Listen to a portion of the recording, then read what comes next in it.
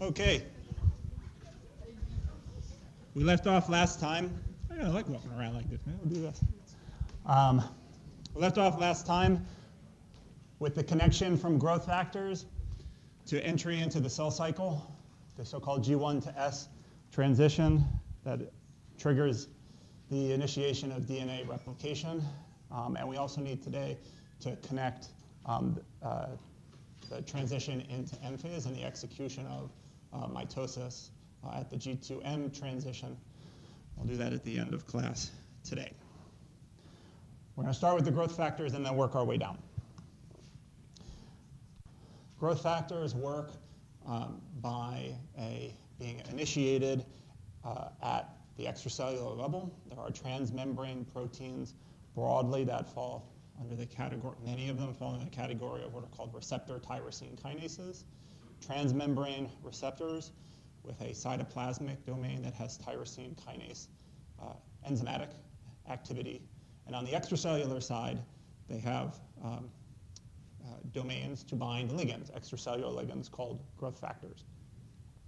Upon ligand binding, we'll talk a little bit more about how the receptor tyrosine kinase activity gets activated, and this initiates signaling intracellularly involving the monomeric G protein Wrasse that we talked about briefly a couple of classes before, as well as downstream effector pathways will expand one that we talked about briefly before. I'm going to show a cartoon of a canonical receptor tyrosine kinase, the receptor for a growth factor called epidermal growth factor. It's important for wound repair, also is dysregulated in certain epithelial cancers. And so epidermal growth factor, or EGF, has a family of receptors, one of which is shown here in the cartoon. Single pass, transmembrane receptor, ligand binding site on the extracellular side. And then here's that tyrosine kinase domain that I talked about in the preceding slide. In addition, receptor tyrosine kinases often have cytoplasmic tails that have many tyrosine sites on them. And what occurs is that when the cognate growth factor is presented to the receptor tyrosine kinase, the ligand binds the receptor. And for many of them, ligand binding to the receptor causes some form of multimerization of the receptor. Often it's dimerization. With EGF receptor tyrosine kinases, it's dimerization.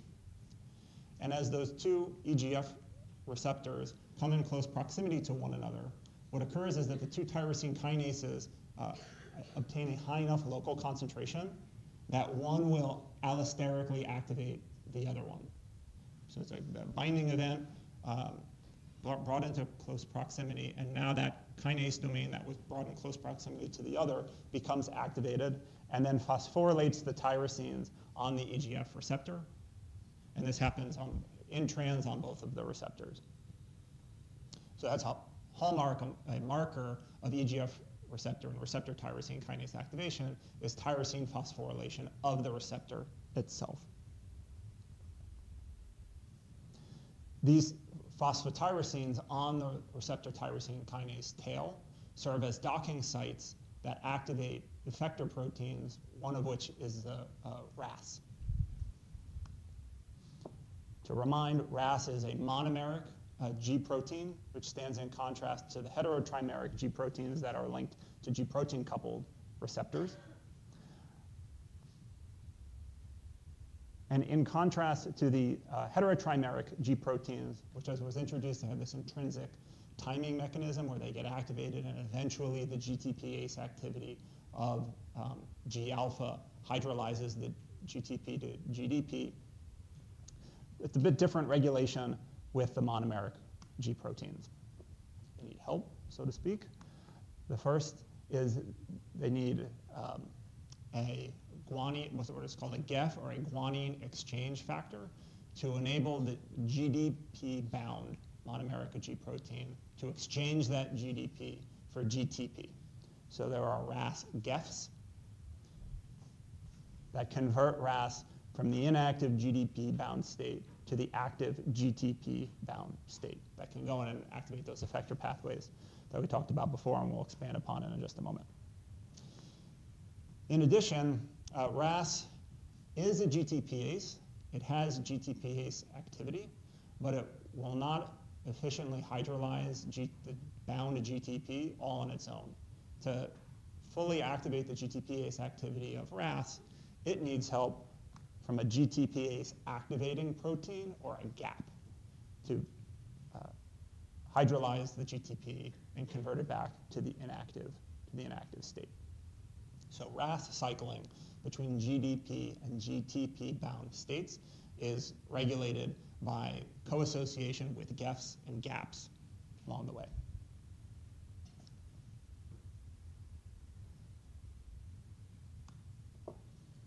We can schematize these different processes and fill in a few details in between, as we're going to show here. Growth factor binds to the cognate growth factor receptor tyrosine kinase.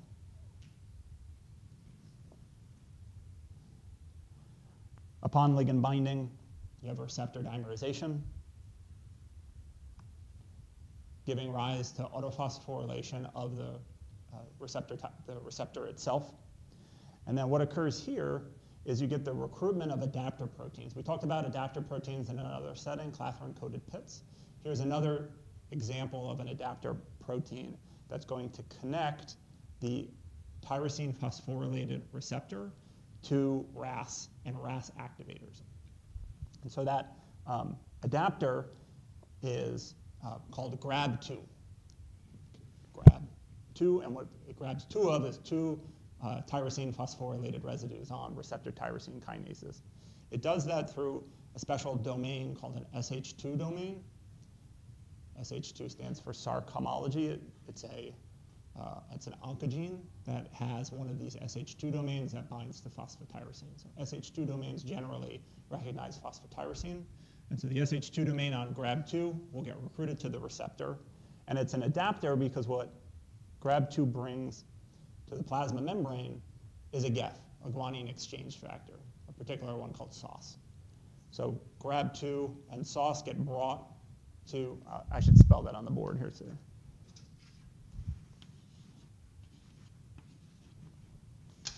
It's not like tomato sauce.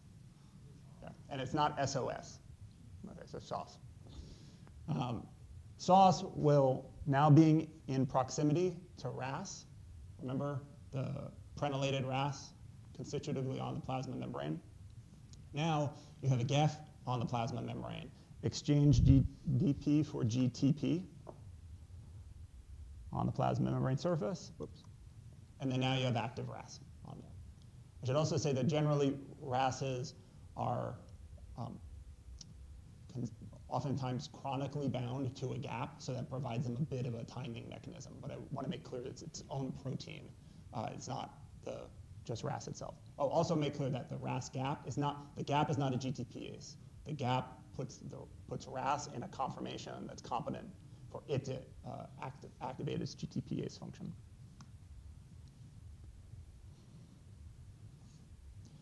Now we have active Wrasse.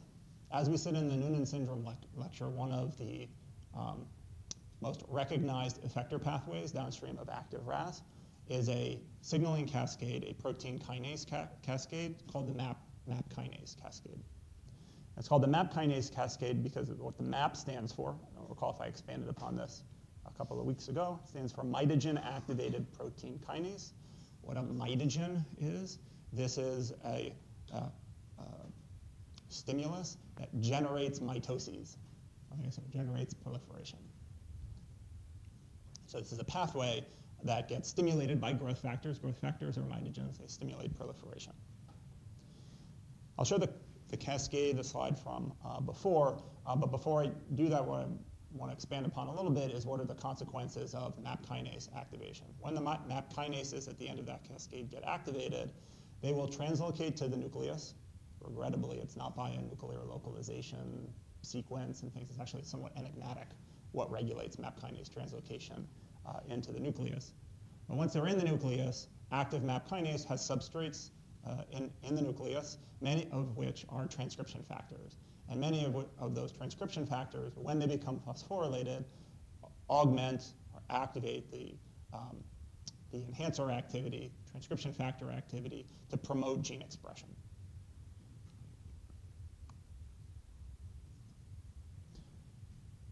And so if we have activated Wrasse, here now we go into a protein kinase cascade. Wrasse is not a protein kinase, it's a small G protein, but it will allosterically activate a protein kinase called RAF. Activated RAF has a substrate which is itself another protein kinase. This is that dual specificity protein kinase called MEK. And those dual specificity kinases have another substrate that is itself a protein kinase. So those are the MAP kinases. And so we have a MAP kinase activating a MAP kinase activating a MAP kinase, or a MAP3K activating a MAP2K activating a MAP kinase. When these MAP kinases are activated into the nucleus, activate transcription. And this is germane to our discussion today because many of those transcription factors will regulate the transcription of regulators of cell cycle entry. To give a quick allusion to the cancer relevance of this pathway, Wrasse is mutated in pancreas cancer, colon cancer, lung cancer. RAF is mutated in melanoma, a handful of colon cancers, and then many of these pathways here are so central that actually the mutations in cancer are relatively rare, although they can arise when some of these upstream factors are drugged specifically. You can select for mutations that confer chronic activity. And the thinking is that the evolutionary driving force for these cancers to pick up these mutations is to decouple the cell cycle control and have them chronically entering into the cell cycle. One of the major category of cell cycle regulators that are induced upon MAP kinase activation and regulated by a number of other mechanisms that we'll talk about today are these cycling proteins called cyclins. They're not called cyclins because they're cycling, but they happen to be that way, so that's fine. These will ebb and flow depending upon the phase of the cell cycle and the identity of the cyclins. They're positively induced by gene expression, so they'll get transcribed and accumulate in the nucleus. And cyclins are important for cell cycle control because they are allosteric regulators of a family of kinases called cyclin-dependent kinases, or CDKs for short. Interestingly, the mechanism by which cyclin allosterically activates a CDK is structurally very similar to the way that the two EGF receptor tyrosine kinase domains, when they come in proximity to one another, allosterically activate each other at the plasma membrane.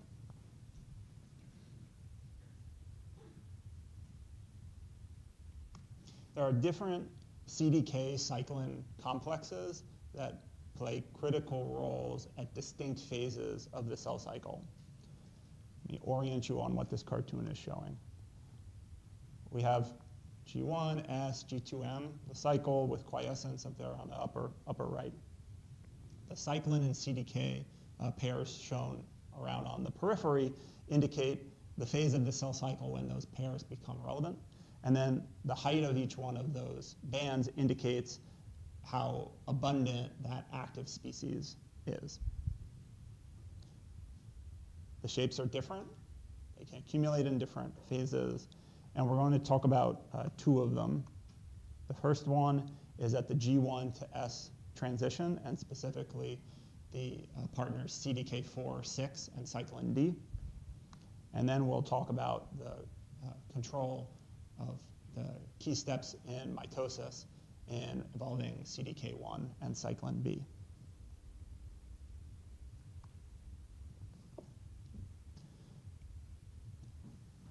As I just said, the key CDK for G1, the G1S transition is CDK4 and CDK6, show 4 here. And its partner is cyclin D. Where do these come into play in the cascade as we sketched it out? Growth factor, turning on receptor tyrosine kinases, GTP loading Wrasse, activating MAP kinase, Here's where cyclin D comes into play. So cyclin D is a transcriptional target of the transcription factors that are activated by MAP kinase signaling. Ordinarily, CDK4 is out and around in cells, but if it doesn't have its allosteric binding partner, an activator, it's not active. When cyclin D becomes induced and is transcribed and translated in cells, now cyclin D binds to CDK4, CDK6, and then turns on the CDK4/6 activity. CDK4/6 activity is important for a tumor suppressor and a key transcription factor for the G1 to S transition. First, let me talk about the transcription factor. The transcription factor is called E2F. E2F is a transcription factor for genes such as Pol alpha, Pol delta, cyclin A, which is, if you go back onto that slide, you'll see it's the next cyclin that gets induced. CDK2, which is the binding partner for cyclin A, so setting the stage for the next phase of the cell cycle. And ordinarily, E2F is in an inactive state in quiescent cells. And the reason why it's in an inactive state in quiescent cells because it is chronically bound to the tumor suppressor protein called RB. So where on earth do these names come from? RB stands for retinoblastoma. Retinoblastoma is an eye tumor. It's a childhood eye cancer, and it's characterized by loss of function of retinoblastoma. And in fact, in retinoblastomas, it's been shown that simply mutationally inactivating RB, there are eye tumors that only have a mutation in RB and no other mutations in the entire genome, and it's sufficient to cause cancer. So that's when it's chronically off in a tumorigenic state. Under the normal cell cycle control, what occurs is that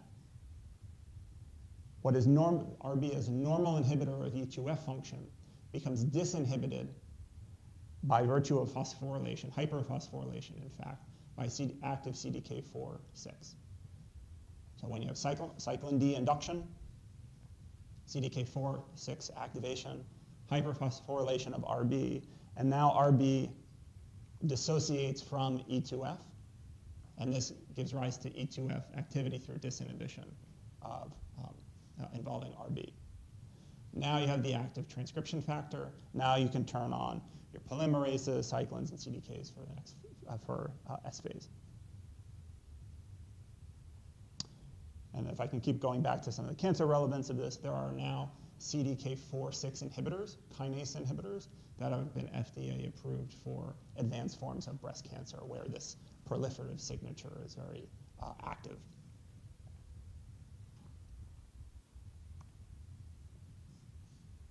And then we have the whole story here. Right? Growth factors, signaling, induction of cyclin D. As cyclin D abundance increases, CDK4/6 activity. And then transcription factor disinhibition, activation that induces the effectors for S phase, for DNA synthesis. This just addresses the rise, transcriptionally mediated. We next need to talk about what causes the cyclins to fall, often very acutely, depending upon the cell cycle phase.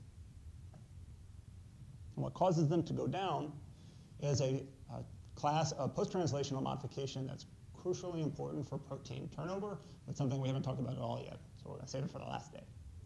And this post-translational modification is actually a conjugation of a small protein called ubiquitin to proteins, and thereby targeting those conjugated proteins for degradation. This conjugating of this small protein ubiquitin, crystal structure, a ribbon diagram here shown over on the left-hand side, is called ubiquitination or ubiquitination. People will argue over which one they think is better. But this conjugation of the ubiquitin protein to another protein that's targeted for degradation is catalyzed by a family of enzymes called ubiquitin ligases that do exactly what the enzyme says. They paste it together ubiquitin, which is a highly abundant protein inside the cell, onto proteins that are targeted for degradation. The conjugation occurs via lysines, so it's some amine chemistry that's being taken advantage of. And ubiquitin itself has lysines. the nature of the lysine, the ways in which the lysines are conjugated to one another, determines how the ubiquitin conjugation is perceived by the cell. There's one particular type of modification, which I'm going to spare you. If I tell you it's lysine K48 linked polyubiquitinase, that doesn't tell you anything, but it's a particular configuration of ubiquitins that then predisposes that ubiquitin to get elongated by another ubiquitin, and another ubiquitin, lysine to lysine, lysine to lysine, creating a polyubiquitin tail onto the protein that targets it for degradation. And the targeting of degradation occurs by a dedicated organelle called the proteasome that I'll show on the next slide. But the take home here is that you need one of these polyubiquitin chains to target a protein for rapid turnover, and that rapid turnover is catalyzed by a massive macromolecular organelle in the cell called the proteasome. Yes? So do the ubiquitin ligases just add the first ubiquitin to the protein, or do they also add the subsequent ubiquitins to the first one? Excellent question. So I'll tell you more about ubiquitins. So the question is there's an original conjugation event, and then I talked about this elongation event. Are they catalyzed by the same families of ubiquitin ligases? They're not. The very first conjugation of the ubiquitin is catalyzed by a family of so-called E3 ubiquitin ligases, and these we have hundreds in the cells. And you can rationalize why we would have hundreds, because those E3 ubiquitin ligases need to recognize the substrate and then also conjugate the ubiquitin on them. And so there's a lot of specificity that goes into place at the E3 level. After that, there are E2 ubiquitin ligases that simply recognize the first modification and then elongate it. And I think there's on the order of dozens of the E2 ligases. And then there are the E1 ligases that finish the deal. And my understanding is they just recognize ubiquitin chains and then just grow them longer until they get degraded by the proteasome. And I think there are 3 E1 ubiquitin ligases, just a handful. So you have this really nice funneling from specificity at the molecular level of the substrate to much more generic processes that go and target it for degradation. So it's like the cascade almost in reverse. It's like a funnel to the garbage can. All right.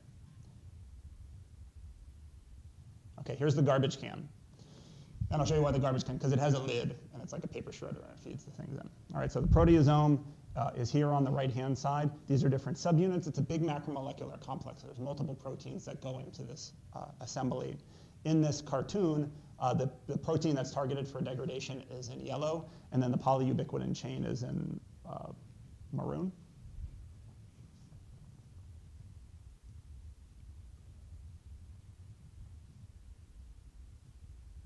All right, so we have recognition of the polyubiquitin chain.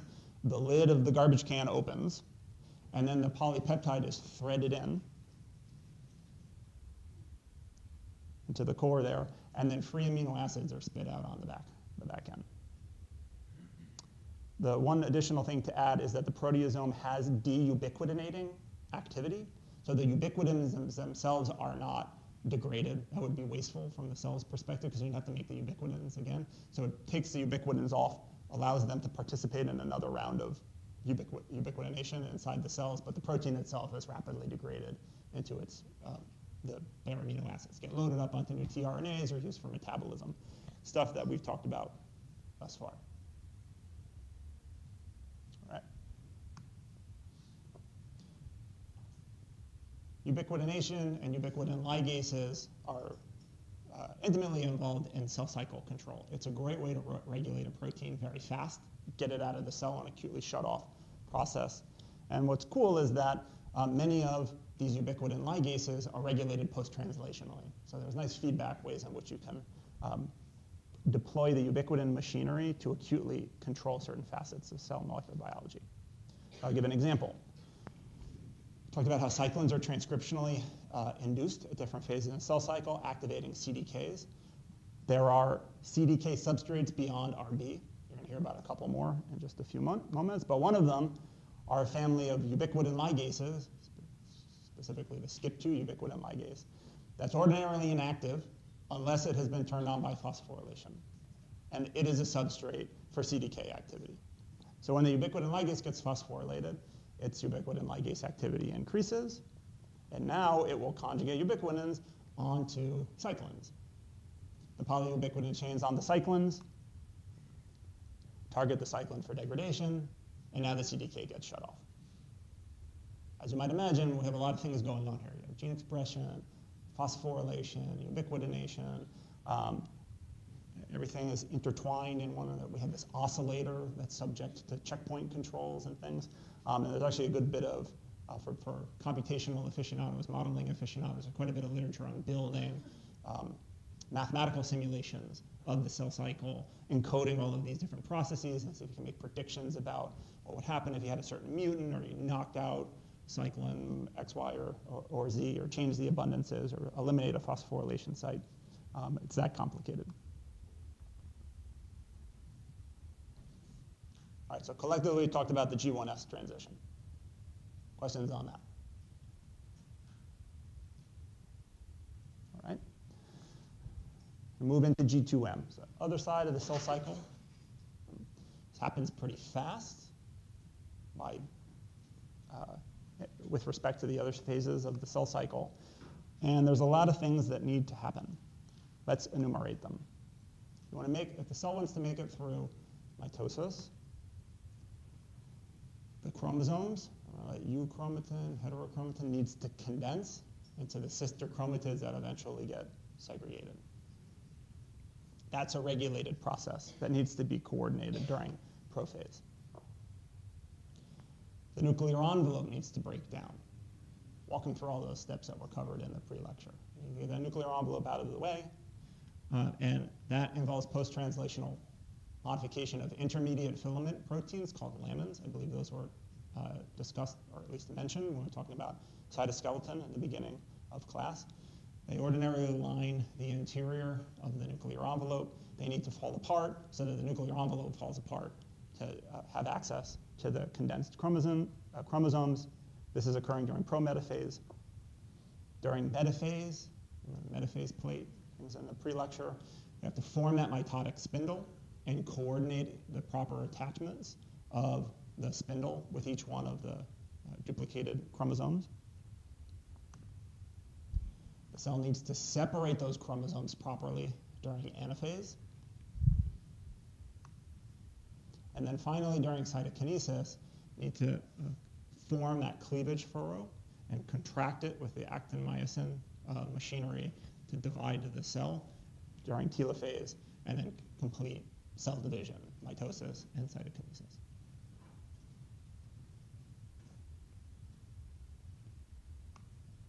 Seems to be remarkable, but all of that is accomplished by a single cyclin CDK partner called cyclin B CDK1.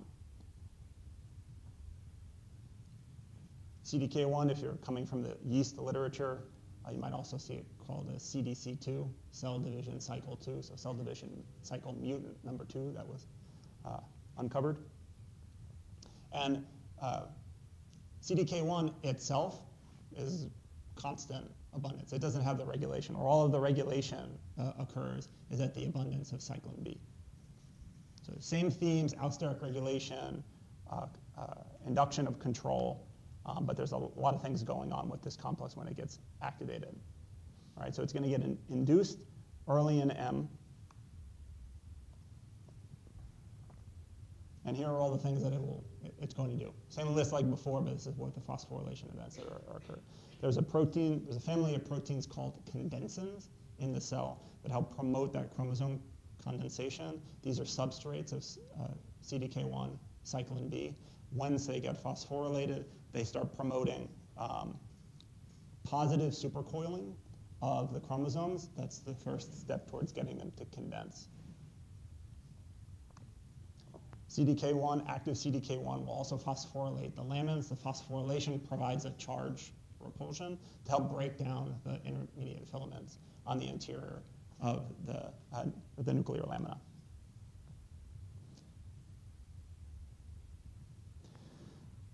CDK1 indirectly promotes the mitotic spindle by virtue of the nuclear envelope breakdown. Interestingly, remember when we were talking about nucleocytoplasmic shuttling, RAN gradients, importance, and exportance. When the nuclear envelope breaks down, all of those gradients go away. There's no compartments anymore.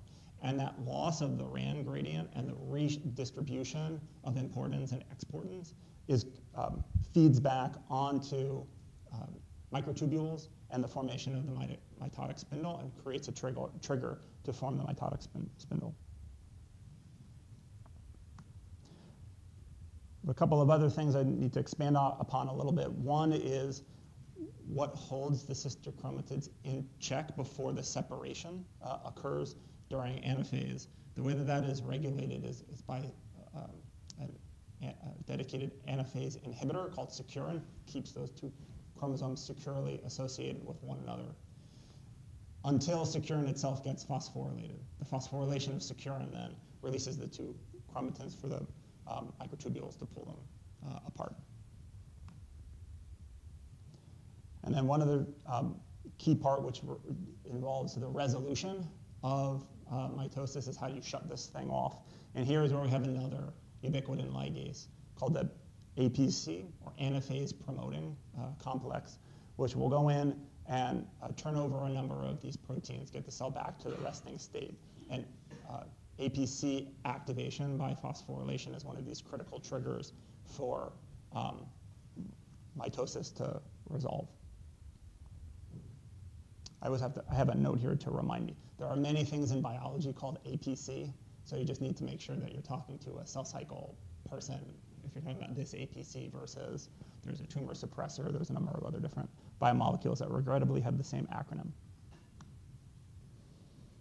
And then the final thing that active CDK will do is phosphorylate myosin, regulatory light chains, all that stuff from the motor proteins to help drive the contractile machinery of the cleavage furrow.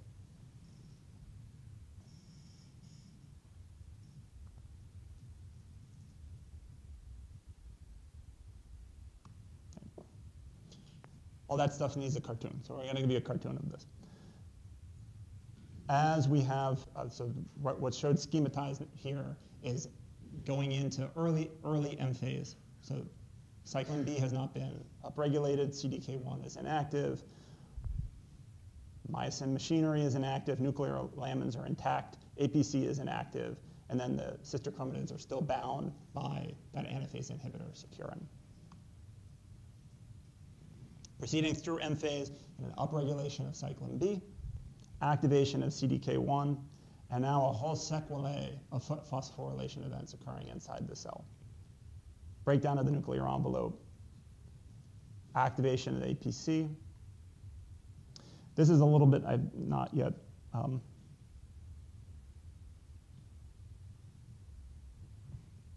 airdrop from Santa Claus, okay. It's curious. I've lost my train of thought now. All right, APC gets turned on. I told you that cyclin needed to get phosphorylated. This cartoon is a little bit misleading because what happens is that the phosphorylation, it helps drive the recruitment of other proteins that promote the ubiquitination via the APC. So you'll get phosphorylation and then degradation of cyclin. Once that inhibitor gets broken down, now the sister chromatids separate along the mitotic spindle. Activity is still occurring to drive cytokinesis and the actinomycin machinery at the cleavage furrow. And then the final shut off of mitosis occurs by polyubiquitination of cyclin B itself.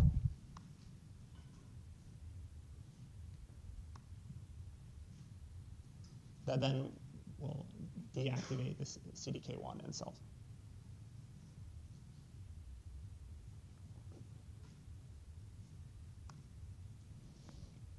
So the mitotic progression, how are we doing? Right. Quiet, but I see eyes still mostly open, so that's a good sign.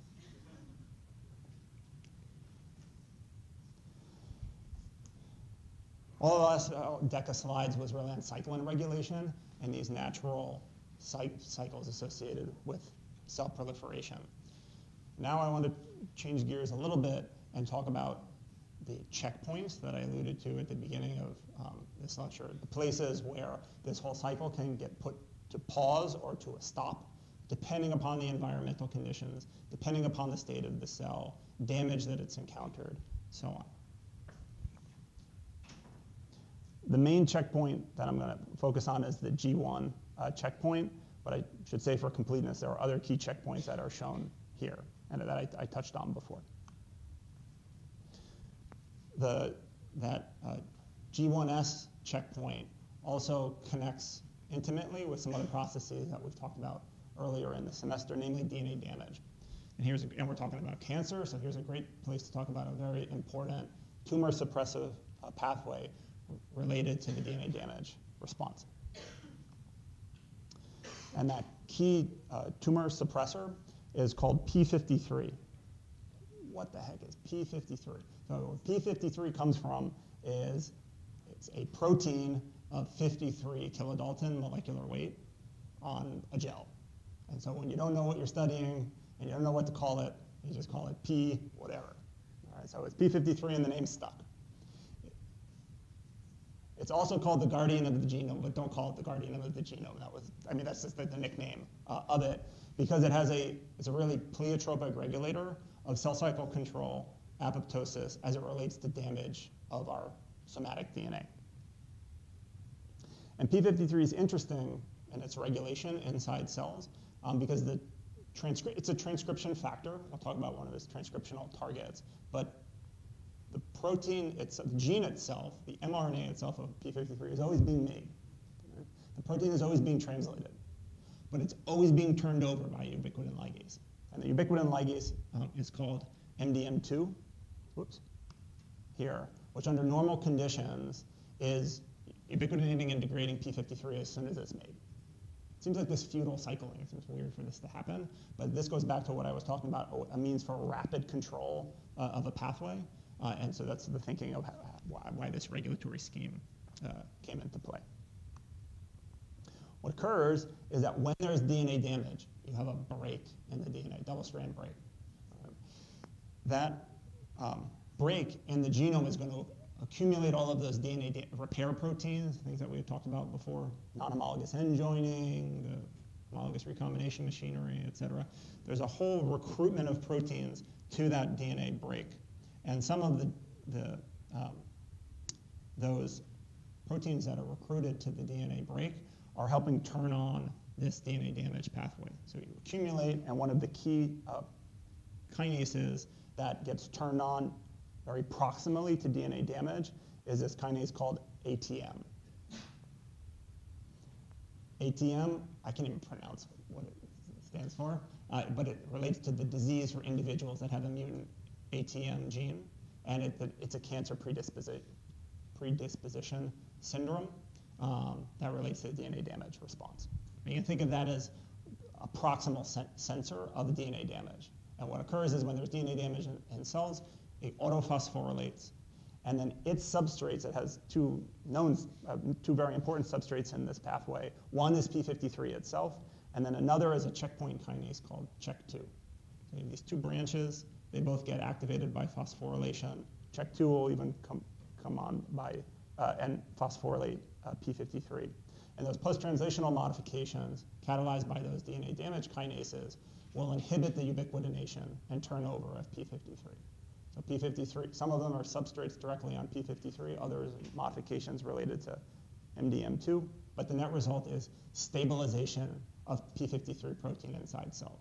So no need to turn on new gene expression, you just stop turning over P53 itself.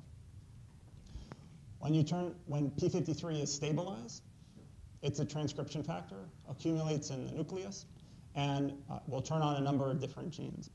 The one that relates to cell cycle progression is a regulator of cyclin-dependent kinases called P21. Does anyone want to guess what molecular weight P21 runs at? 21, okay, just checking to make sure everybody's alive. Yeah, 21 kilodaltons molecular weight, approximately. So a small protein, CDK inhibitor.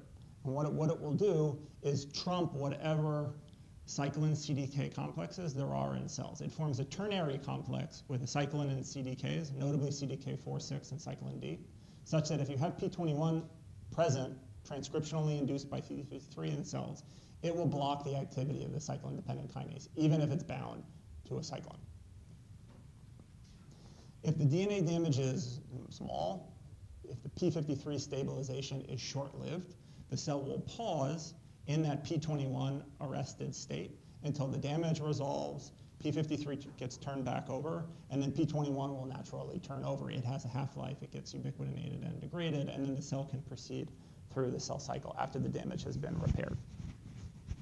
However, if the damage is so severe that p53 is stabilized for an extended period of time, there are alternative p53 targets that appear to be engaged only by sustained p53 stabilization, and these are genes that promote programmed cell death or apoptosis.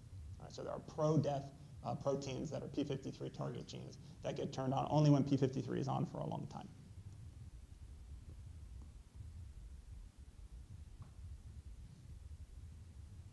And so I have this neat DNA damage sensor and evaluator of the extent of DNA damage, dictating whether the cell undergoes a reversible proliferation suppression that can go back into the cell cycle, or will target the cell for programmed cell death.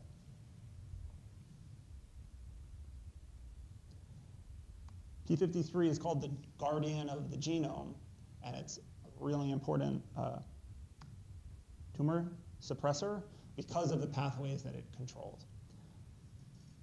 The estimates, this is all in human tumors now, is that the p53 or the p53 pathway is mutated or dysfunctional in, let's say, p53 itself is probably mutated in about 50% of all cancers, and I'd easily say that another 25% of them are indirectly by ATM or CHEK2 or some of these other proteins. And that would seem to be at odds with this idea of progressive random accumulation of mutations that occur over our lifetime. Why does this one come up again and again? And the thinking is that once you've now taken off the brakes of p53-mediated tumor suppression, now you've opened up the gateway for all sorts of other forms of DNA damage to pass through.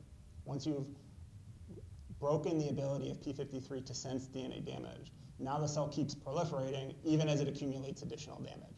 That favors more genetic diversity of these pre-malignant cells, and this can favor additional mutations to accumulate in those cells as they divide.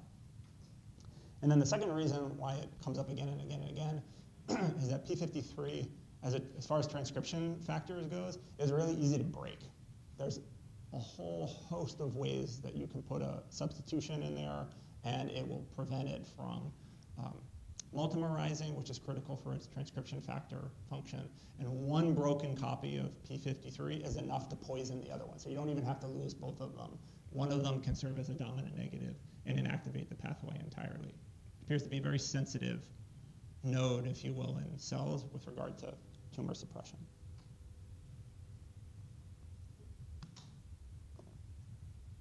I think we have everything we need now to get back to the human papillomavirus and think about the ways in which it might serve as a tumor promoter for cervical cancer.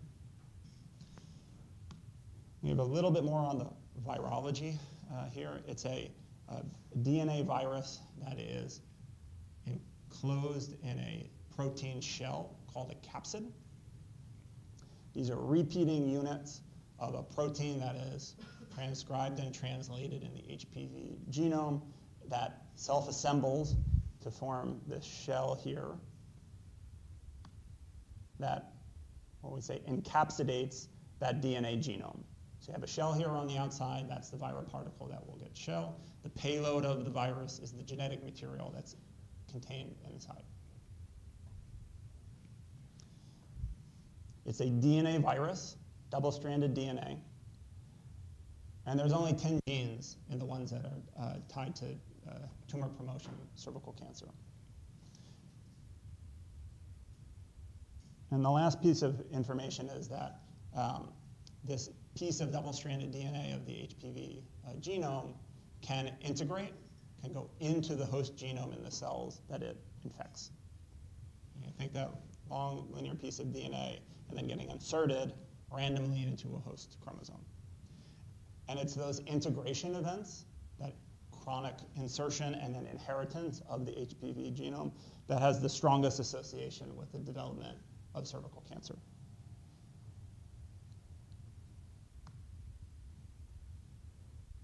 And so now we get to the part of the class participation. Here what we're going to do is we'll go through all of the different genes encoded in the HPV genome and see if we can provide a rationale for why they might be encoded, preserved through evolution, important for the viral pathogenesis of the microbe. I need to give one primer to this. These genes, they have rather non-descriptive names. You see E1 through E8 and then L1 through L2.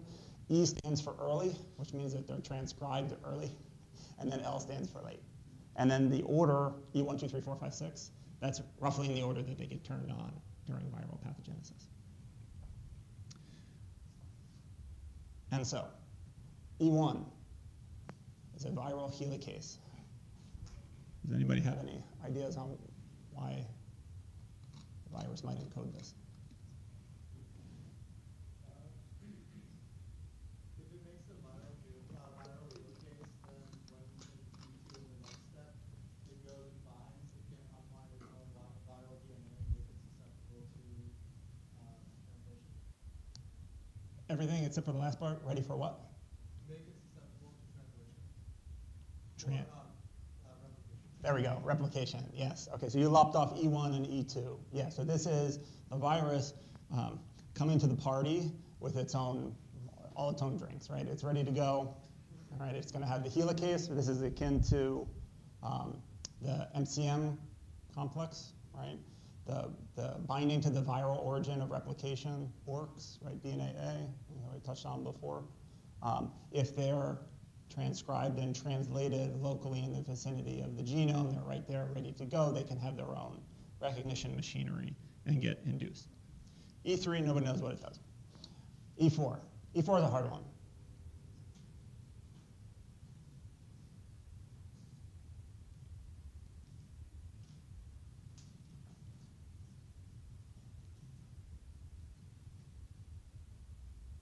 Hard in part because it harkens all the way back to quarter one, I think. Mm-hmm.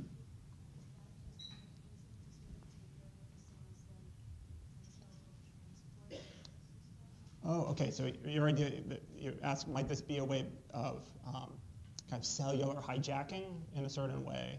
I would agree with that. The one part that gives me pause is when you talk about the trafficking.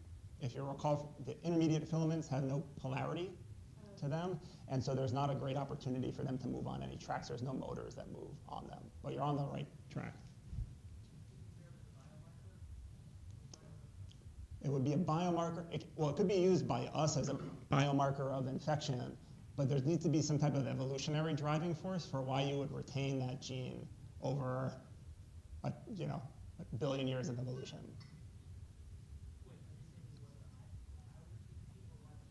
Why the virus would retain the gene. What were the things that intermediate filaments were involved in? I heard something up here. Structural, right? Yeah, so they have they often line, they're kind of everywhere in the cell. They can provide some structural integrity. Epithelial cells are no different than the cells and their need for intermediate filaments and related to that structural integrity. Recall where the virus infects. It's in mucosal epithelia, right? Polarized epithelia, right? They're going to have intermediate filaments. And so the thinking is that if you can break down that intermediate filament cytoskeleton, viral propagation would be more efficient in that damaged tissue. So it's a little bit of a hijacking, but the thinking would be purely a structural reason. E5.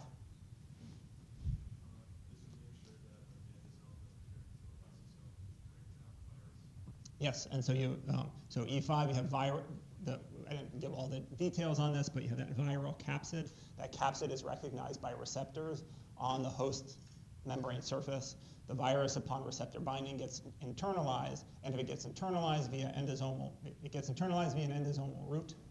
But if it gets internalized and then acidified and degraded by lysosomal hydrolases, no viral propagation can occur. And so this inhibitor being expressed allows the virus to stay in the endosomes longer to promote release and then replication in the cytoplasm. Oops. E6.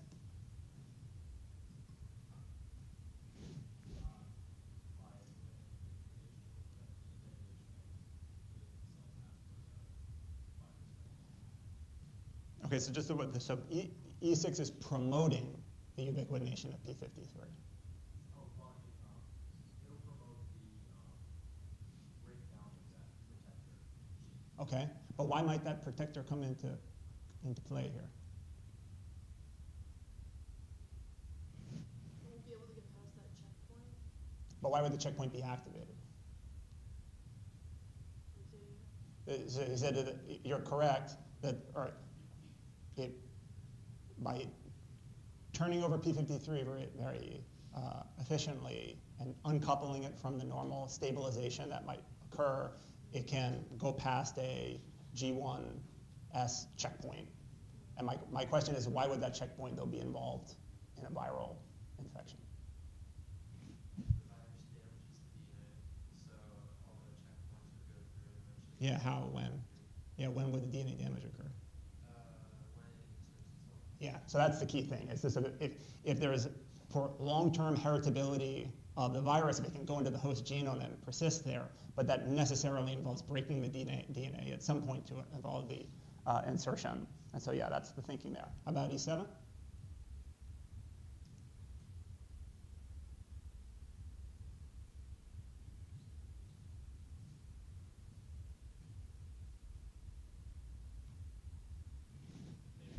Maybe to like you proliferate like more of the viral the virally infected cells, like how to prevent the cells from being recreated. Sure. Yeah, I think you got it. Yeah. So the idea is that if the cell that's being infected is going through the cell cycle, and you're trying to promote viral integration events and heritability, if you can generate more of those cells, you're going to generate more copies of yourself for the ones that have integrated in there.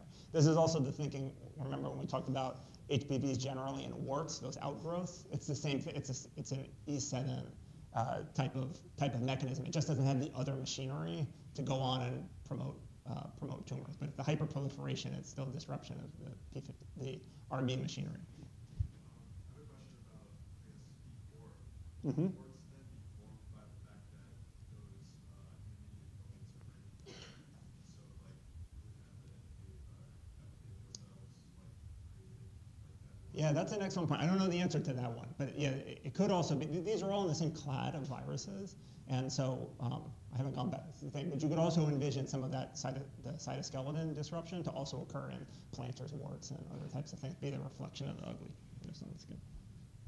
Okay, and E8, downregulate E1.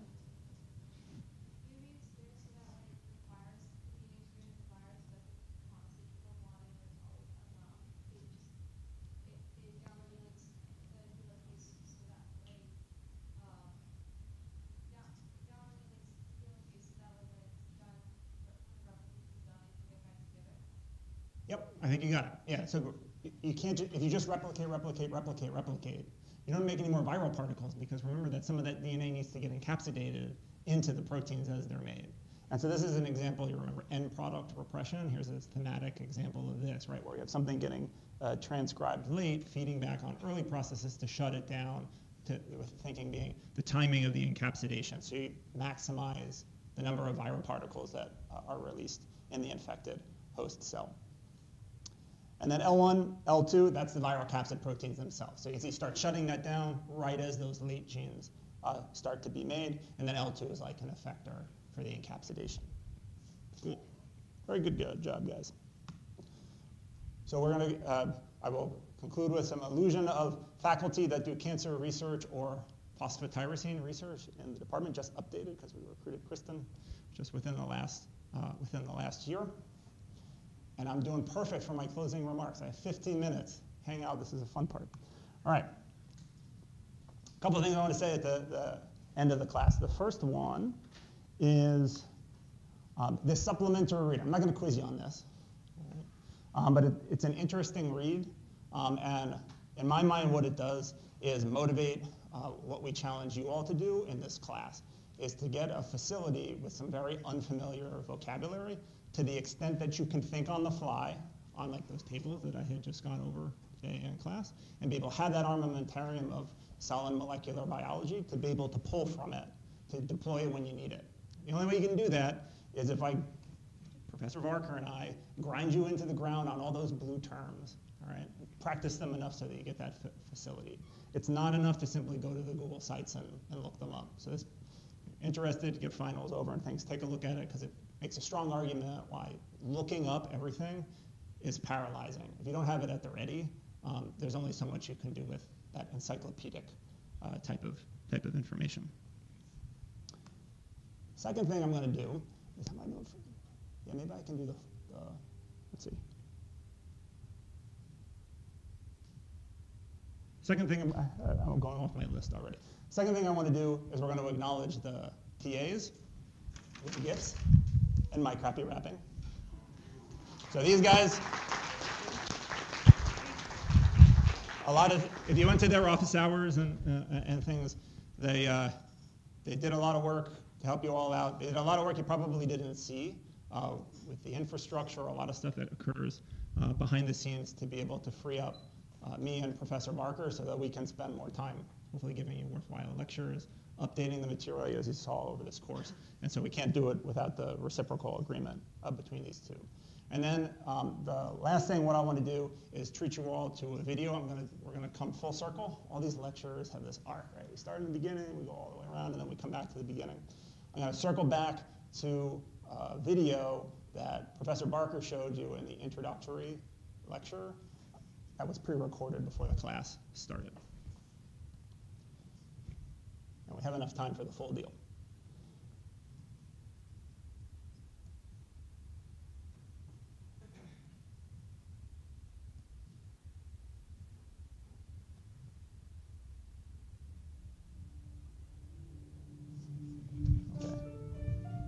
So this is I should give you a preface for this.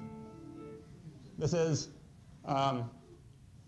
created by the Harvard BioVisions initiative. We just flashed it in the beginning. You remember that? You remember the video that was glossed over?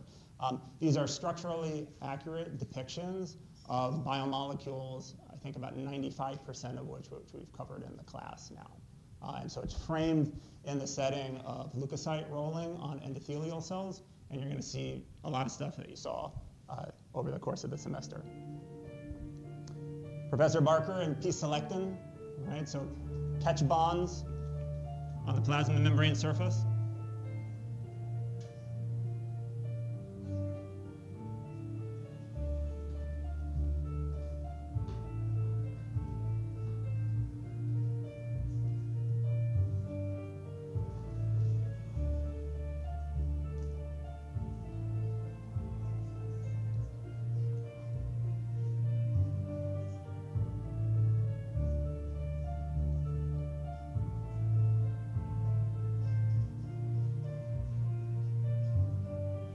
Liver rafts,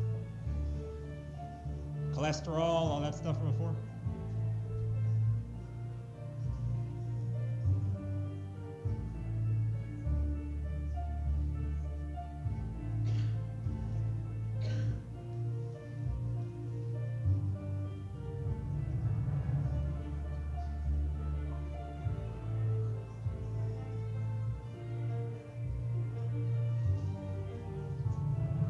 Fusible chemokines, drive cell migration, chemokine receptors.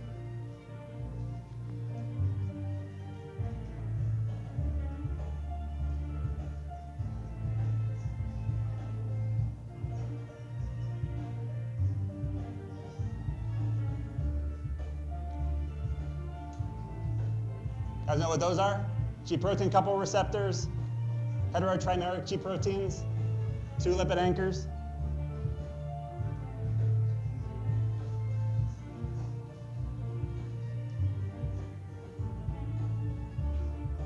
That's the one part we don't cover in the class. Spectra and red blood cells, plasma membrane integrity.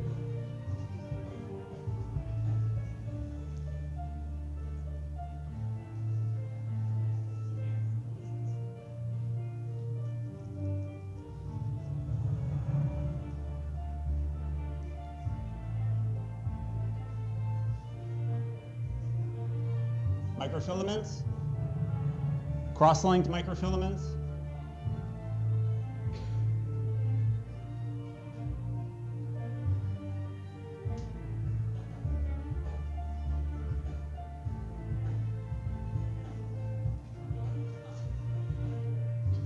Actin nucleation, plus end elongation.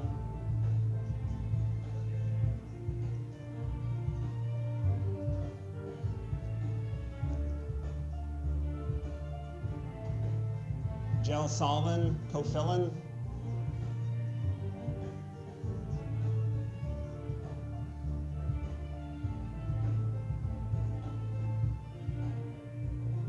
Microtubules.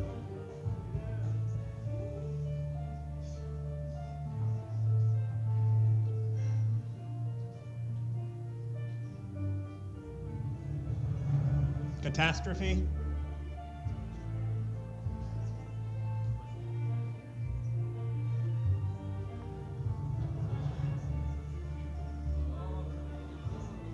Vesicle.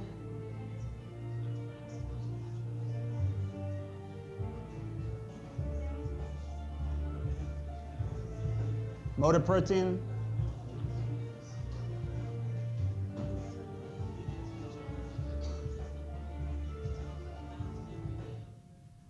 Hold on. Just here. This is a good review. So what's the motor? Are you randomly guessing? Now you have all the information you need in this picture. It's coming towards the screen.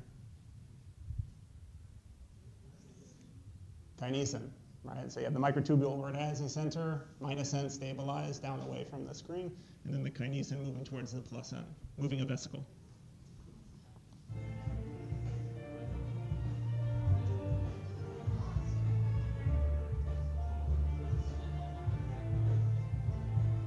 Usually think of mitochondria more like lava lamps, not so much. All right, we already talked about the centrosome, two daughter centrioles.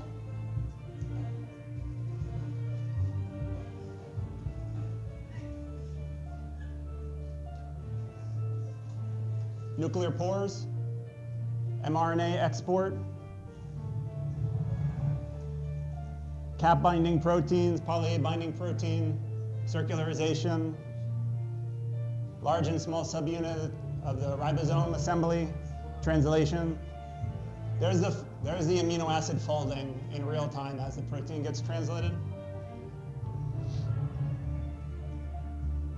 This is in the mitochondrial targeting proteins.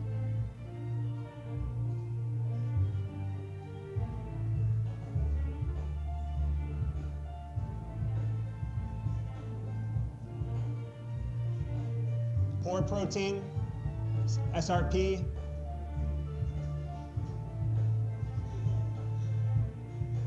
This longer version has this is a type 1 transmembrane protein. Right? There we go.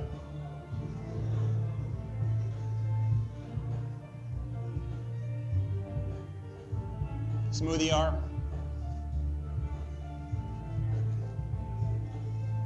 There goes that kinesin.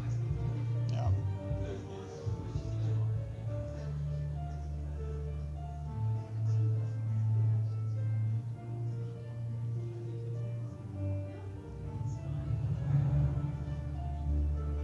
Gold G parking garage.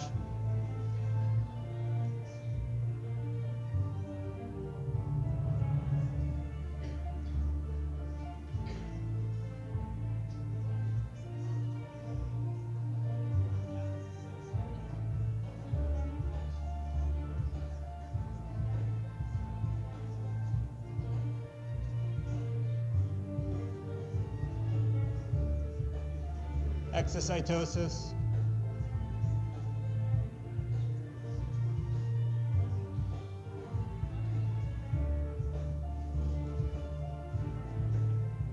All right, more chemokines.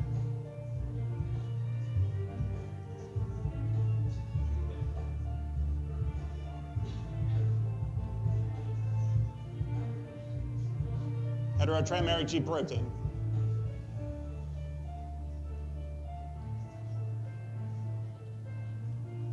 Last step of leukocyte rolling, where you have the catch bonds to slow down the leukocyte. Integrins, hold it down.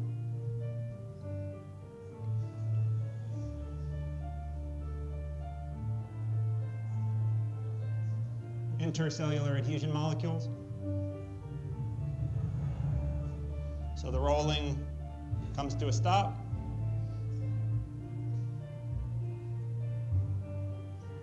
Migration in between the endothelial cells, and then that leukocyte's going to go fight an infection somewhere in the tissue.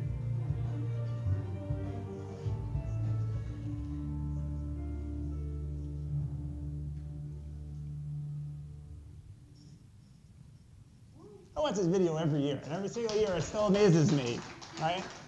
That the molecular biology is shown in the video that you guys learned in this semester. It happens in every single cell in our bodies, every minute and second of our lives. You learn how it can go wrong. You learn how it proceeds normally. Hopefully you'll learn some other things that go beyond the details of the day-to-day here of the course. And so please just take that as you go forward in your careers in engineering or medicine or whatever you want to do. Hopefully that this course changed how you think and how you approach the rest of your time at UVA, because I think that'll be more long-lasting than whether or not you remember if kinesin goes plus N or minus N. Thanks very much, and I'll see you in 10 days at the 4th exam.